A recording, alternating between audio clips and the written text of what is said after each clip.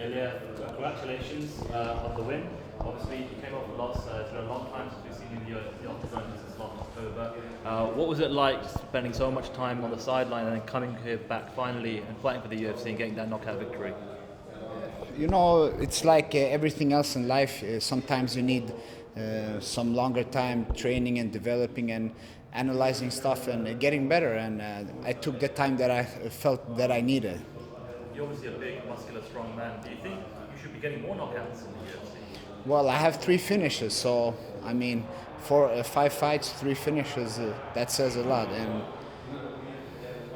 to go in there and to beat someone with such a prominent kickboxing background, do you think that really does show that you can hang with people on the feet as well? you know, I train with the best stand-up guys in the world, K1 fighters, and I train with Alexander Gustafsson, and I'm comfortable. You know, I fight these guys that are a lot taller, and a lot of people see that as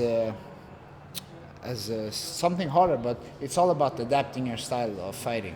How much did training with Alex help you to deal with the range of hamstring at that time? Well, me and Alex, we train on a daily basis. We do all kinds, grappling, wrestling, stand-up. So we do all the training, and it's so good because we combine the different styles. You fought in the UK before, but what was it like out there with that arena? I love the arena, and what can I say? I love the UK crowd. You know, I fought in London first. I fought in Ireland, here in Scotland, and the crowd always gives me a good energy, and amazing crowd. You know, and they want to see a show, and I do my best to deliver that to them. Was the plan to stand up with him, or was the game plan to maybe trying to wrestle him later on? Like I said before, I feel comfortable in all the aspects of the game, and I knew that I could take the fight standing up too, because I know that I have more speed. Speaking of the UK and Ireland, obviously the next event in Europe will be in Dublin, October 24th. You've obviously fought there before. Do you want to now maybe start a campaign to try and get on that card? Let's see. You know, I just came out of this fight, and let's see what happened. But it's like the most amazing crowd. So here in the UK, so it's never wrong fighting you. When do you think you would be ready to fight again? Let's see what opponent and when. Do you have any injuries or before the fight or during the fight? Do you feel anything? Well, actually, I had a neck injury like 3 weeks before the fight, and I had problems sparring the last 2 weeks of I did not do the last 2 weeks of training before the fight. I didn't do any sparring, so it was hard, you know, adapting before the fight and stuff. But this is in all fight camps. There's always some kind of injury or some kind of complications. Either you get sick or something. You just gotta go with it, and when the fight day comes, you see what happens. Was it a serious neck injury? Pretty serious, yeah. Were you close to maybe pulling out of this fight? Yeah, I was close, and but I couldn't wrestle and I couldn't spar, so I did a lot of conditioning and did the best of the training. So you're going to need to take some time out to fully recover from that? Yeah. Okay.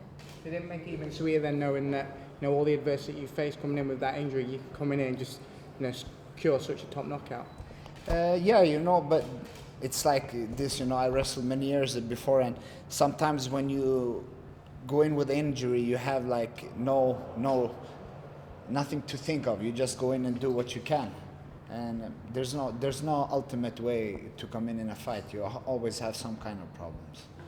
Do you have an opponent you want to face next? Someone you've seen that you want to get in the cage together? You know, I said that I'm ready to fight anybody in the top 10, and you know, my fights, I finished them, all of them, the 3 fights that I won. So I think I can put on a good show, and everybody has setbacks sometimes.